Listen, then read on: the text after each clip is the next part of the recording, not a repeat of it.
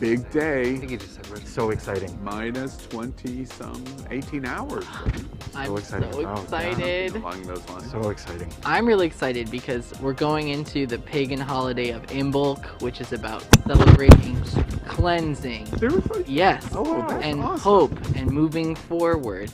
And that's where we are in the world right now. So it's going to be that. a great Imbolc. By the way, goodbye, Donald Trump. You will not be missed. Yeah, well, we're gonna say that about 24 times. And if you not could someone's start the crazy clock. uncle. Yeah, actually you are.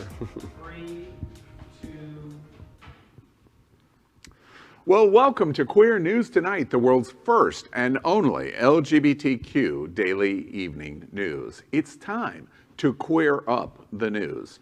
It's 7 p.m. Tuesday, January 19th, and we are literally out of the closet and into the headlines. So many of your important stories we're going to tell this evening on Queer News Tonight. The world's first live daily queer evening news show. Out of the closet and into the headlines on Q News Tonight. Well, thank you for joining Queer News Tonight. This is a live, unedited LGBTQ evening news show. So whatever happens, you're going to see it. This evening, we bring you the news of and a perspective representing the LGBTQ community from South Florida, America, and across our world. I'm your Queer News Tonight anchor, Al Ferguson, and tonight, let's welcome anchor Tony Lima. He is the Chief Operating Officer of Ariana Center, Trans-Latina Florida, the only direct service and advocacy organization based here in South Florida, led by a trans-Latina openly living with HIV. He is also a longtime South Florida LGBTQ activist, advocate, and a political operative, as well as a seasoned communicator, marketer, and fundraiser. Good evening, Tony. Hi, Al. Exciting day, isn't it? It is. Yeah. It's super exciting. And next up, let's welcome anchor Gordon Woodworth III. They identify as a pagan and is a genderqueer, non-binary Gen Zer.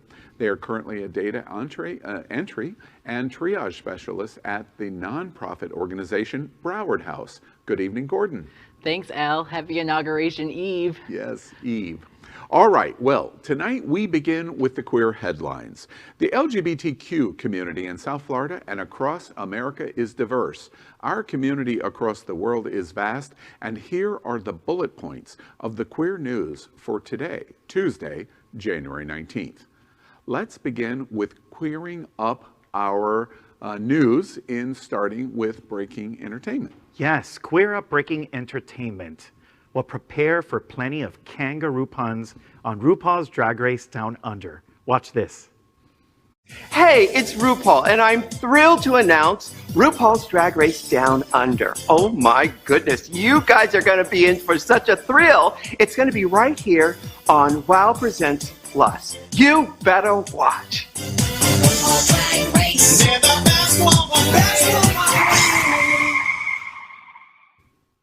RuPaul's Drag Race World Domination continues.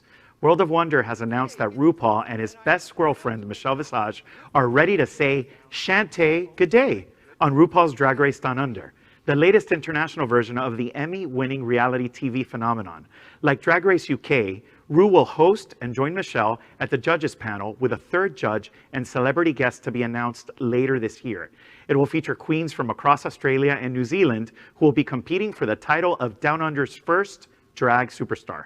Commissioned by local streaming service Stan in Australia and TVNZ On Demand in New Zealand, the series will be a Stan original production in Australia. Drag Race Down Under will be available exclusively on WOW Presents Plus in the US and other international markets, with new episodes airing the same day they premiere in Australia and New Zealand. RuPaul said, quote, "I cannot wait for everyone to see that Down Under queens have some of the biggest charisma, uniqueness, nerve, and talent in the world. Thank you to Stand and TVNZ On Demand for providing a platform for these outrageous drag artists to share their heart, soul, and humor," end quote. Let the Ru puns begin. I hope the Canadians don't feel slighted by the fact that Ru's actually going to be there for this one. And also, I kind of feel bad for Trixie Mattel because I'm a huge fan of her and I watch her all the time. But now that Americans are going to be watching Australians on a daily basis, we'll know what an Australian accent sounds like. Yeah. And that won't be good for her. That's hilarious. You know, here's a little known secret. Tony is an uber RuPaul's Drag Race fan. And we're hearing RuPaul in sound video, by the way. Tony, as an Uber fan, when I coordinated Drag Stars at Sea for the RuPaul cruises, we would have a gigantic delegation come up from Australia every year, regardless of where the cruises would be sailing from. And there were many, many queens and their followers that would come with them. I always thought Australia especially was probably the #2 market, even over Britain, in the world for RuPaul's Drag Race. And finally, after all of these years, 13 years, they were going to make it happen. Very exciting for the Australians. Well, no, and it makes more sense now while Ru and Michelle will actually be on the show, because several of the franchises throughout the world don't include Ru or Michelle. That's right. So now what you just said makes a lot of sense. So I am super excited to watch this new iteration. It's going to be so much fun. And I feel like RuPaul's Drag Race has kept us going and excited through all the darkness of the pandemic. So we need more Ru. Thank you, Ru, for now pushing into Down Under. You know, and one last note, it could be a stick figure of RuPaul and Tony would still. It's true. I would still watch. I would. He's got RuPaul dolls. Next, we're going to queer up gay culture. These are the male celeb nudes the web has been searching for the most. Wow, LGBTQ is thirsting for steamy pics of celebrity heartthrobs. But today's reporting is extra interesting because we seem to be searching for nudes. Mr. Man, the internet's most comprehensive database for male celebrity nudity in entertainment and pop culture, just released the full list of their most searched for celebs every year since the site's launch back in 2013. And the results are showing us something that we've already known for a long time. Long time, Gordon. The internet is thirsty AF. In 2021 alone, there were tens of thousands of searches for longtime hunks like Justice League star Henry Cavill and Captain America's Chris Evans. But it was the younger generation of newer and up-and-coming fresh faces like Euphoria's Jacob Elordi, Call Me By Your Name's Timothy Chalamet, and 365 Days star Michelle Maroney that dominated, ushering in a new era of thirstiness for the LGBTQ masses. So are you curious who LGBTQ community is searching for male celebrity nude pictures? Well, here we go. Number 10, We Are Who We Are actor Tom Mercier. Number 9, The Boys from Oz are popularly represented by Jacob Elordi. Number 8, Captain America, Chris Evans. Number 7, France is represented in Timothy Chalamet. Number 6, Harry Potter is all grown up with Daniel Radcliffe. Number 5, Being Italian Doesn't Hurt, and Michelle Maroney appearing in erotic drama 365 seals the deal. Number 4, Superman. Best Superman ever. Period. Henry Cavill. Number 3, honestly, LGBTQ America caught us by surprise in British entry Tom Hardy. Great features are in that he's in his 40s and he's just 5'9". Number 2, what is it about boy banders? Well, we guess you found out in your naked pictures of Nick Jonas. And who doesn't like a good high school musical? Who graduates, adds 50 pounds of muscle, hairy chest, and a grin that melts the lube? And that is your number 1 nude search in the LGBTQ community, Zac Efron. Can I have some water? Zac Efron surprises me because he hasn't had a movie out since the Greatest Showman. Greatest Showman, thank you. But he still just absolutely is dominating in nude picture search, and they do exist, by the way.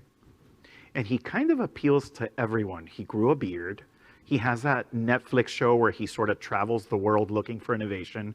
Like, the kid knows how to market himself really, really well. Yeah. I mean, nothing motivates you to work out like cocaine. So there he is. I think all these men are attractive, but my only thing is, where's the diversity? There's not. Oh, they're all white dudes and they all look the same. leave it to Gordon to pull us out of our thirst fest, but you make a good Thank you, point. Gordon. Yeah. As the only brown person here, I appreciate that. Well, here now. In a little while, we'll have another I'm like, brown where's person on. Lil Nas? Why is no one wants to see Lil Nas? Come on. What can we say? All right, let's continue by querying up LGBTQ courts. Lying about someone being gay no longer defamation per se, a New York court rules.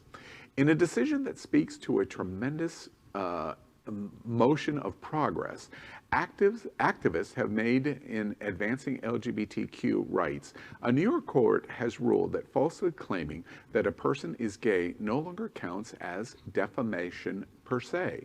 Defamation lawsuit typically requires the injured party to prove that a false claim caused them to suffer harm or damages.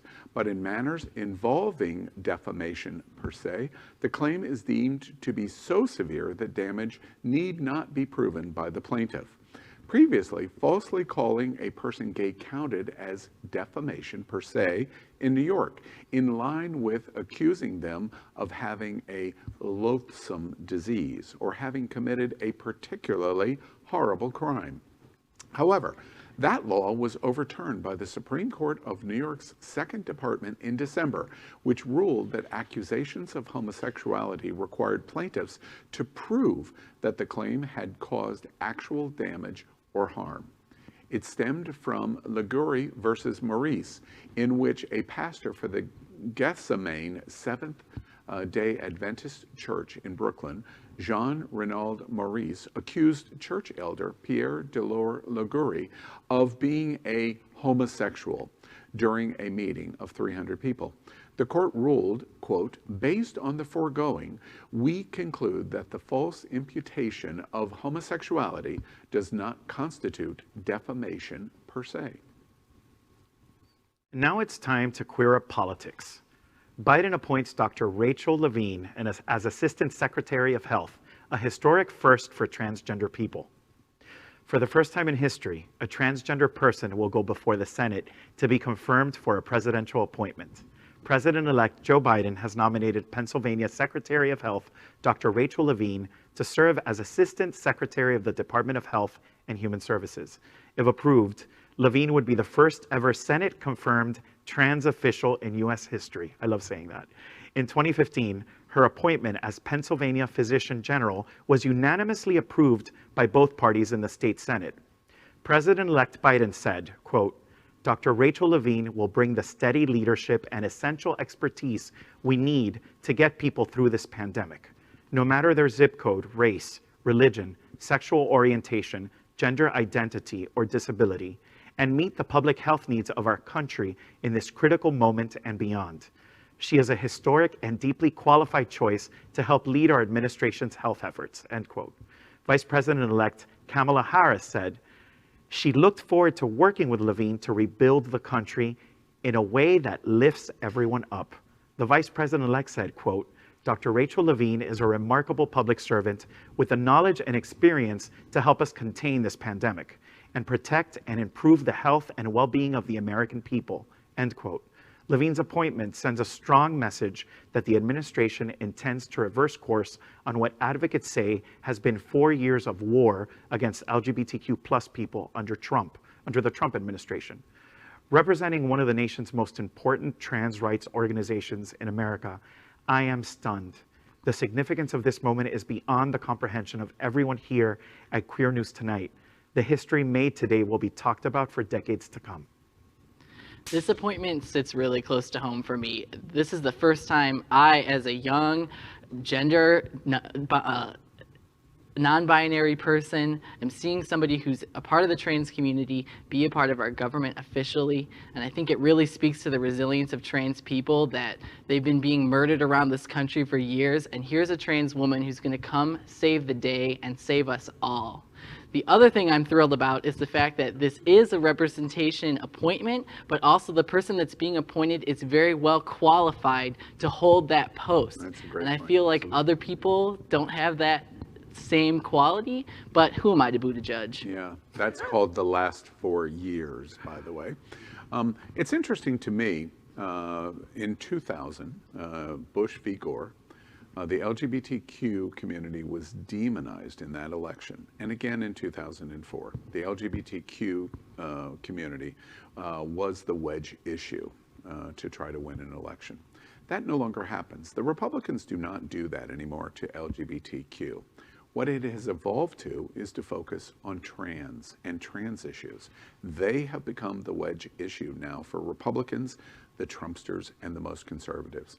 One of the great and fantastic issues of this news is that we are going to see, at least for the next 4 years, the abandonment of that, the embracement of this community, and the attempt to try to remove that, just like in the first decade of 2000, eliminating that for LGBT. It is now time to do the exact same thing for trans, and this appointment is the first in many, many steps that are going to do that. Absolutely, and a little bit of foreshadowing of what's to come. And I think we've been seeing that for the last several weeks. We've been talking about it on this show. This is one of those first vital and historic first steps in getting us back in the right direction. And I think it's just such a win, such an incredible thing for trans people everywhere. And like Gordon said, it's really important to be able to see ourselves in our government, in public spaces, on the media. So this is something that not only is symbolic, but momentous for trans people in general. Yeah, and just one other thought to that point, Tony. When this news broke that this appointment was coming, I bet a very significant percentage of trans people in America almost could not believe that this was possible. It's a beautiful thing. Completely unexpected. Exactly. All right. Next, we're going to queer up the USA. Adult performer Matthew Camp's home torched in suspected hate attack. Model, actor, and adult performer Matthew Camp has been a victim of arson. His Poughkeepsie, New York home, which he reportedly purchased in October, was set ablaze earlier this month. Camp was inside at the time of the attack, as was his roommate, Six Carter.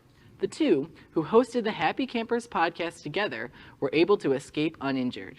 Having starred in the film Get and Go, the Doc Project, appeared in the recent reality competition series Slag Wars, launched a career in a studio porn in 2019, and fashioned himself into a popular LGBTQ+ figure, Camp opened up his audience on social media on Monday.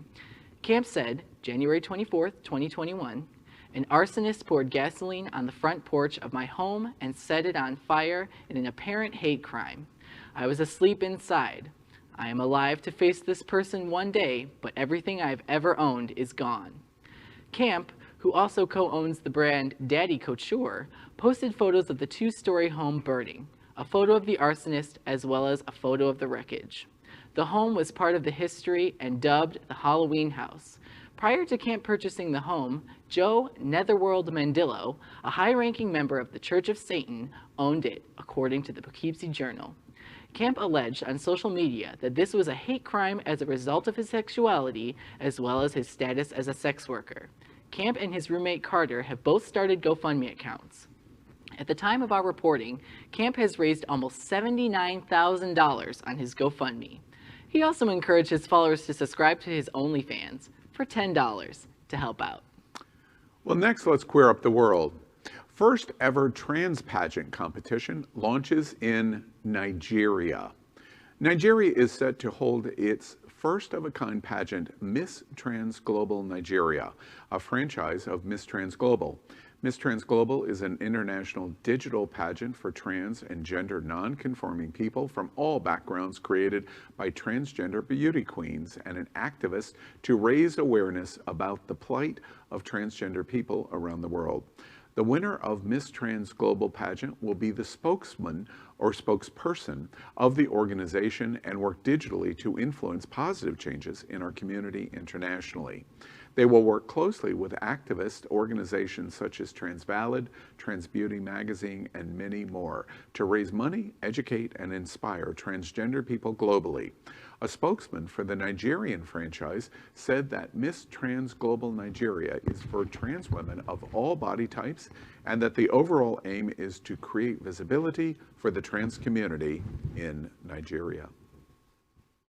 Now it's time to queer up trans rights. LGBTQ+ groups call out wave of trans killings in Puerto Rico, a state of emergency. A wave of anti-trans violence has left Puerto Rico reeling, and civil rights groups are sounding the alarm about a catastrophic trend made worse by police and the media. The latest victim is Samuel Edmund Damian Valentin, who was reportedly found dead on January 9th after sustaining multiple fatal gunshot wounds. Damian's body was discovered without identification in the roadway outside of the San Juan suburb of Trujillo Alto when his lifeless body was struck by a driver. He was initially misidentified as a woman before his family corrected false reports from law enforcement officials and local media outlets. Damian's death follows a string of 6 anti-trans homicides over the last year in the United States territory. The others are Michelle Ramos Vargas, Alexa Negron Luciano, Serena Angelique Velázquez Ramos, Laila Peláez Sánchez, Yampi Méndez Arocho, and Penelope Díaz Ramírez. At Queer News Tonight, we say the names as tribute to their and our LGBTQ community's loss. On Thursday, the national LGBTQ+ group GLAAD joined local queer organizations like Puerto Rico para Todos in calling on the press and local police to devote more resources to investigating the recent murders. Longtime Puerto Rican LGBTQ+ activist Pedro Julio Serrano called on the Puerto Rican government to, quote, declare a state of emergency to stop this wave of transphobic, misogynist, and homophobic crimes, end quote. Puerto Rico is predominantly Roman Catholic, and LGBTQ+ citizens have no protection from discrimination in employment or public accommodations. The territory also lacks anti-bullying programs, comprehensive sexual education, and laws banning LGBTQ+ conversion therapy. Over 200 trans people have been killed in the U.S. since 2013, with a recent report from the Human Rights Campaign finding that Black trans women are disproportionately likely to be affected. According to HRC, 85% of overall victims are estimated to have been people of color, and more than 3/4, or 76%, were aged 35 or under, 7 of whom were minors. Well, that is our queer headlines for today. So let's next catch up on the LGBTQ news surrounding COVID-19 with our special segment called Quarantine Quickies. Tonight, we report the devastating effect coronavirus has had on the American and worldwide LGBTQ community in total number of cases and deaths. So let's queer up Quarantine Quickies. America pauses today to remember 400,000 lives lost and a country that crashed because of COVID-19. Bells begin to ring across America today to honor the 400,000 lives lost to COVID-19. Here at Fort Lauderdale Sunshine Cathedral, they had 19 bells of remembrance. On the eve of their inauguration, President-elect Joe Biden and Vice President-elect Kamala Harris spoke today at the Lincoln Memorial, reflecting pool in Washington, D.C. to honor the lives lost of COVID-19, including those in the LGBTQ community. It was their last act as President-elect and Vice President-elect for Biden and Harris. Their remarks today at 5:30 p.m. memorialized 400,000 Americans dead from COVID-19. The events are stark, as this is the last day for President Trump and his administration, who completely failed in their year-long response to coronavirus. Trump ignored, denied, lied, and ultimately took no responsibility for weaponizing the response to COVID-19 that led to a dramatic number of unnecessary deaths. That is what made today's events at the National Mall so stark, in proof that the new administration wanted to send a strong signal of change in facing the pandemic. Today, as Donald Trump ends, more than 28,000 LGBTQ Americans under his leadership have died of coronavirus in the last year. The president has not addressed COVID-19 since losing the election on November 3rd, 2020. For more than 2 months, as millions more have contracted the virus and tens of thousands have died, the president has said or done nothing.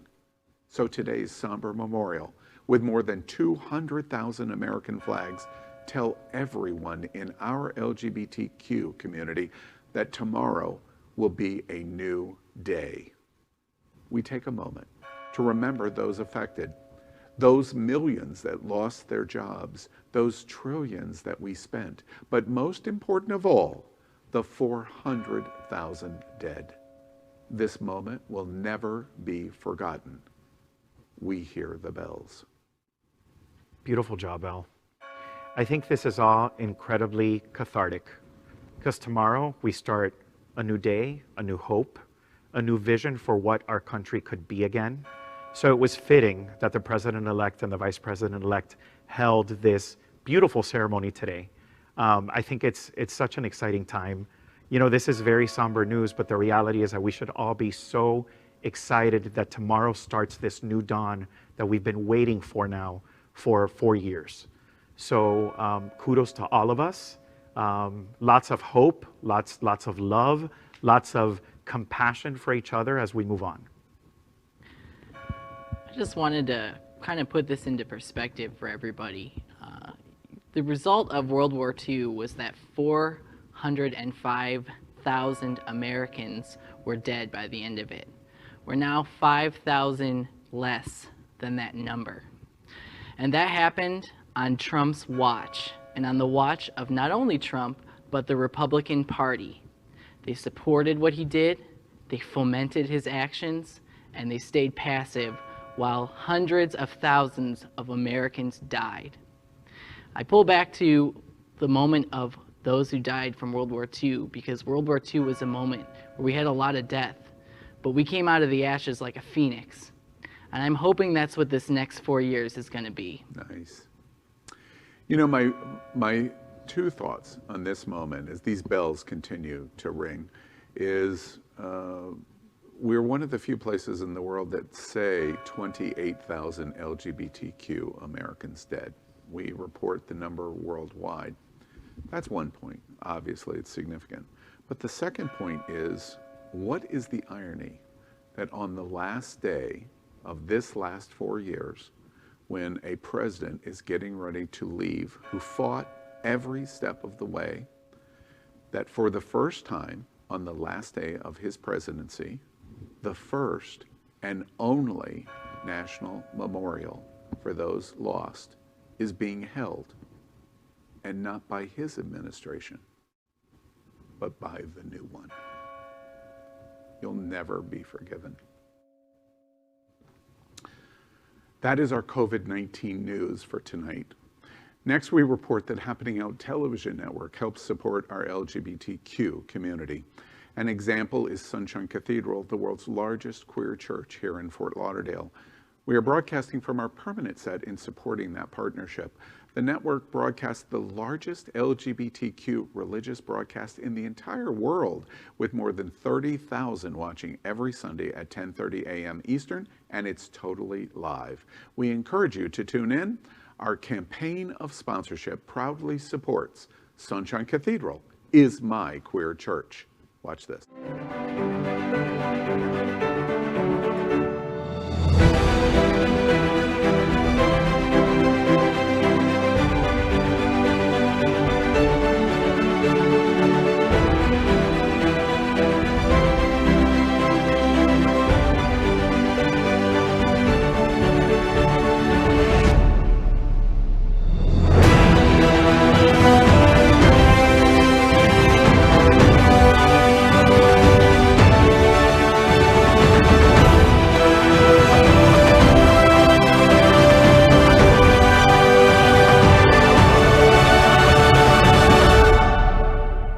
Hi everybody, my name is Eddie Marti Kring and I'm your field and community organizer for SAVE, Safeguarding American Values for Everyone, and Sunshine Cathedral is my queer church. We'd also like to thank our set designer, Concepto Modern Living here in Fort Lauderdale, for making this set in this amazing queer church campus possible. Finally, we thank our Queer News Tonight's hotel sponsor, Best Western I-95 Fort Lauderdale. This is the closest and best choice to the famous Wilton Drive, and our hosts and guests stay at this LGBTQ ally partner. We encourage you to stay there when you're visiting South Florida. Welcome to Q's Q&A on LGBTQ health and pandemic. For nearly a year, this segment has been unique in America, answering your LGBTQ community questions about our unique health needs. we are proud to have Queer News Tonight health anchor, Dr. Howard Grossman. He is an American pioneer in HIV/AIDS medical treatment and was the executive director of the American Academy of HIV Medicine. He is a nationally recognized medical expert and proud member of our LGBTQ community. Good evening, Dr. Grossman. Hey, Well, Dr. Howard. Waving the flag today. Before we move to this week's viewer questions, I want to give you the opportunity to start. Any particular thoughts that you have about what we've watched this week? No, I think you guys have covered some really important stories tonight, and truthfully, I think we've already started to see the impact of what the new administration is going to do for our health. The things that Biden is going to do in the first few days to restore trans rights, to overturn so many of the things that Donald Trump did by executive order, I think is mind-boggling.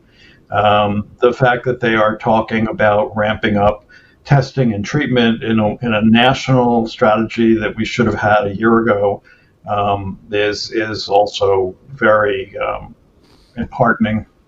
Could you believe, Howard, that we're going to implement the Defense Act for this COVID-19 pandemic on January 20th? Could you possibly a year later, we're finally going to take manufacturing and turn it into what we need. It's just unbelievable. All right, well, let's jump. Science is back in the house, Al. Yeah, science is back in the house, absolutely. All right, well, let's jump right into the viewer questions that we have tonight. We're going to start with Tony. Viewer question number 1. What do you expect from COVID-19 mutations and what will be the effects? Well, I think that you have to understand that every virus mutates. Viruses tend to be kind of sloppy. Most mutations are going to be bad for the virus. It's not going to grow very well. But some mutations will make the virus more transmissible. We now have, it looks like 3 variants that seem to be more transmissible. One in South Africa, one that started in Britain, and one that they've noticed now in California. So, these are clearly spreading, and because they're more fit, they grow better, they use resources better, they're more transmissible, they will probably take over. So far, we know that these viruses are not more serious. They don't get people sicker. They don't end up killing people more. They do seem to be responsive to the vaccines, so I think that's important. But fortunately, I think the new administration is planning. Part of their plan is to ramp up surveillance and genotype testing and to look at these different mutations in a methodical way, which we have not been doing. The Brits are, and other countries are, but the U.S. has not. Okay. You're going to see the CDC unleashed. The people at the CDC have been pushed down and stepped on for the last 4 years, and those folks are waiting to be unleashed to let the science. That's exciting. That phrase, that sentence is very exciting to me. Gordon, another viewer question. Viewer question number 2. After I get the vaccine, do I still need to wear a mask? Yes, the answer is yes, Gordon, and mostly because we don't know enough about what's going on. So the studies looking at the vaccine looked at whether people got sick or died. It did not look at whether people could have gotten infected and been asymptomatic.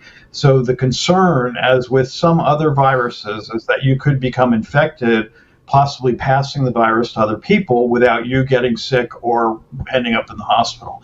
So until somewhere between 75 and 90% of people are vaccinated, we're still going to have to use the masks. But we're going to do it without the same level of fear that we've had for a year. Dr. Grossman, just I know this is shooting from the hip, but to reach that 75% number, what is your gut best guess? What calendar date in the sand, I'm not holding you to it, in 2021, do you think we're going to get to that 75% in vaccine? It depends on how much truth gets rolled out. Unfortunately, there's a lot of resistance to the vaccine. You certainly have the anti-vaxxers. Unfortunately, in communities of color, especially I've noticed in the Black communities, the Caribbean community, Black Caribbean community, the Black African American community, there is real resistance to vaccine because people are saying, I want to wait. I want to see what happens. And we already have 12 million people vaccinated. So I think we kind of have a good idea that nothing really bad is happening at this point. But we're going to have to get that information out to get people to get vaccinated, and we're going to have to make it convenient. It's going to have to be at the neighborhood school or the neighborhood pharmacy or the someplace. Right, mobile to mobile unit, all the things that the Biden administration is discussing. Yeah. All right. And our final question tonight, Tony. Here's your question number 3, Dr. Grossman. After I get the vaccine, can I be asymptomatic and spread the virus? That's what we just talked about, Tony. I mean, the answer is we really don't know, and so it's going to be very important for people to continue to practice the public health safety measures that we've talked about. But again, we will do them without being scared to death. So today, for example, I had a patient who has not seen his parents in a year because they're very scared and they're locked down in their house. And I said, well, what about outside, 6 feet apart with masks? They won't do it. But once they get vaccines, I would guess that they would feel more comfortable doing something like that. Yeah, Howard, I have to draw attention to the fact of how long you and I have been doing this. We've been doing this COVID segment, it seems like, since the Stone Age. What do you think about the coincidence of we're doing your Q&A on COVID and all of the things that we've talked about in COVID? And it's on the last day of his presidency and the day before the first day of the new presidency. There's just irony of our entire conversation. And don't forget, Al, this is 1 year to the day since the first patient in the U.S. was diagnosed in Washington State. Yeah. So, it's been a dreadful year.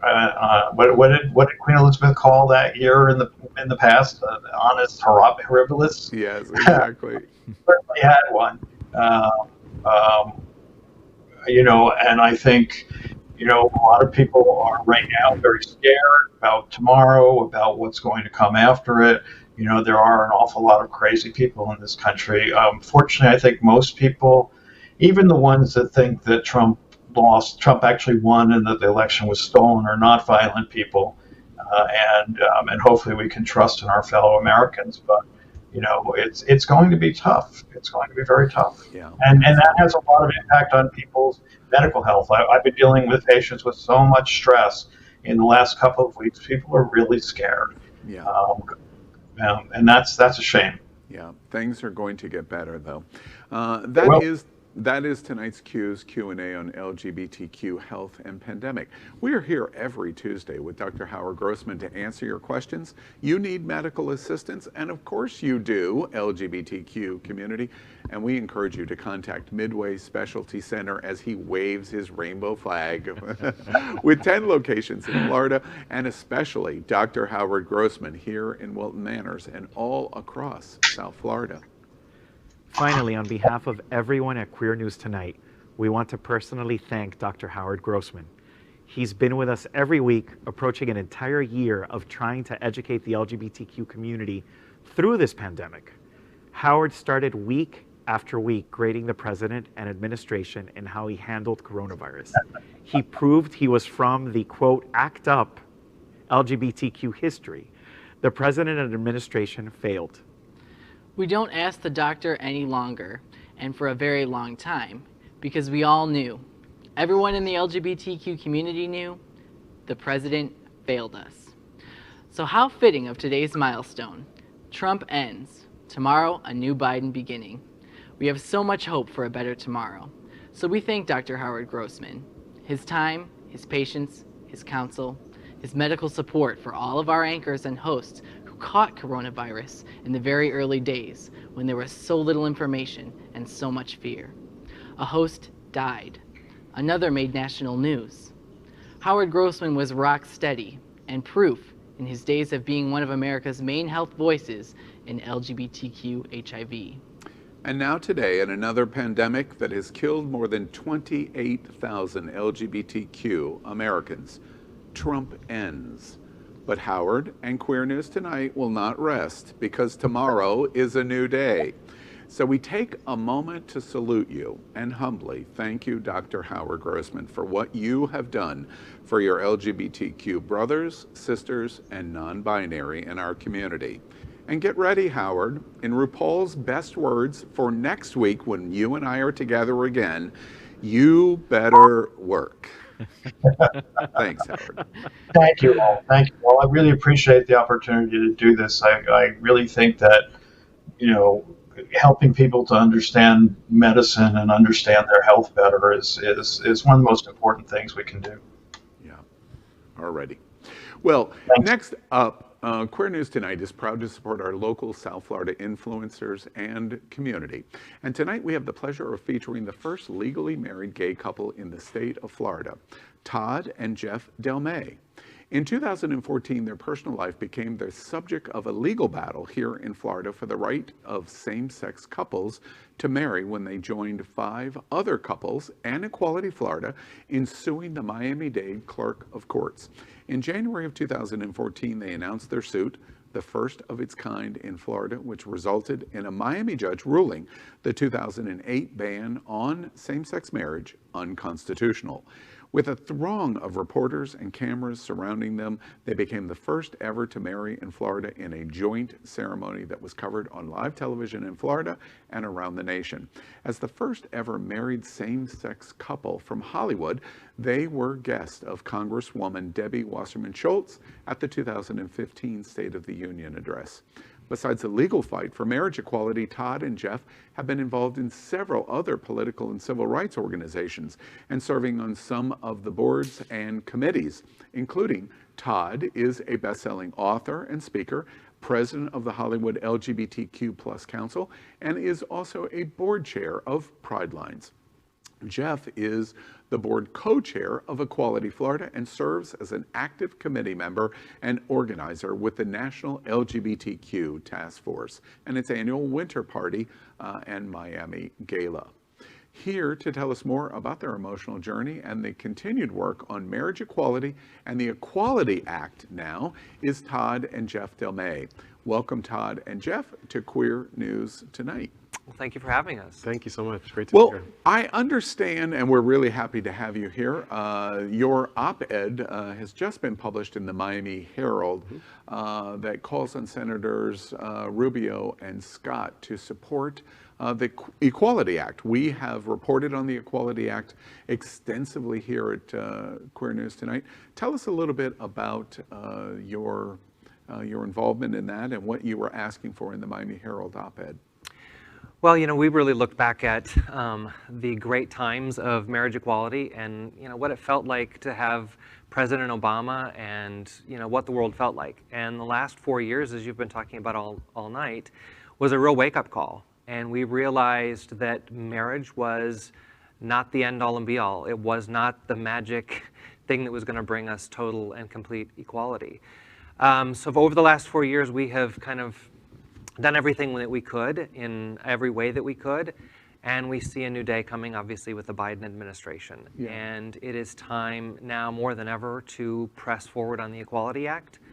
And we wanted to make sure that our senators and everyone knows that we're on board, right? Everybody gets in the fight, and we want to make sure that we continue to press forward. So with the current situation of control of the House, somewhat control of the Senate, and definitely control of the White House, what are your projections of what's going to happen next for the Equality Act?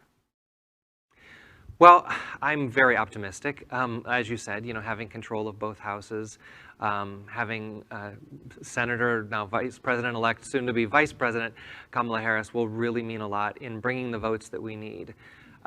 We try and pass the, different protections on local levels. We try at state levels. But really having a national Equality Act that finally protects all Americans is necessary, right? America is ready for it. I am optimistic. I think that we will be able to move forward on this and finally protect all Americans. And where do you think Rubio and Scott are going to come down on the vote for the Equality Act? Well, Well, I know they'll definitely feel the pressure of what's happening in the world and how things are changing politically. And just in our dealings with and our leadership in the organizations that we represent, that we work with, we know that they are tirelessly working on a state level, a local level, and a state level here. So they are very involved. And so Todd and I, in what we are doing in our respective organizations, are in tune with them and help them any way that we can. So we know that that leadership is really applying the pressure. Absolutely. You two are interesting because basically, if South Florida has a power couple in equality issues in our community here in South Florida, There are a few. National Task Force and Pride Lines and Equality Florida. What gravitated normally? Couples, married couples, they can fight over everything. They try to have separate lives. Y'all are so intrinsically entangled. How did that happen in terms of so much equality involvement in your family? Well, and it isn't just the work that we do out in the community. We actually work together. Yeah. It's one of the great gluttons for punishment, Yeah. right, And What's still going on together. here? and still together. right? Yeah. Yeah. I think we obviously were pulled into a lot of the organizations because we believe in the missions. We were pulled, I think, into marriage equality specifically because we wanted to get married, right? That was something that we wanted to do. Yeah. But once we started getting involved and really understanding what telling our story and putting ourselves out there could do, not only in changing hearts and minds, but giving other people in the community who didn't have the same opportunities that we didn't have the same platform, we really gave them hope that there were people out there talking. And we told our story so many times, and every time we realized that it just moved people a little bit further, right?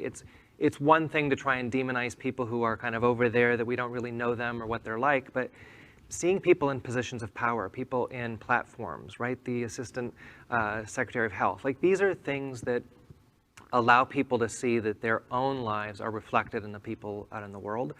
And, again, over the last 4 years, it's been devastating to our family to watch people in our community that have been really hurt by this administration. Mm-hmm. And as we see, new hope on the horizon, we want to be out there just as much as everybody else, and we hope that everybody else will speak up. Tell your stories, write your congressperson, write the senators, tell them your story.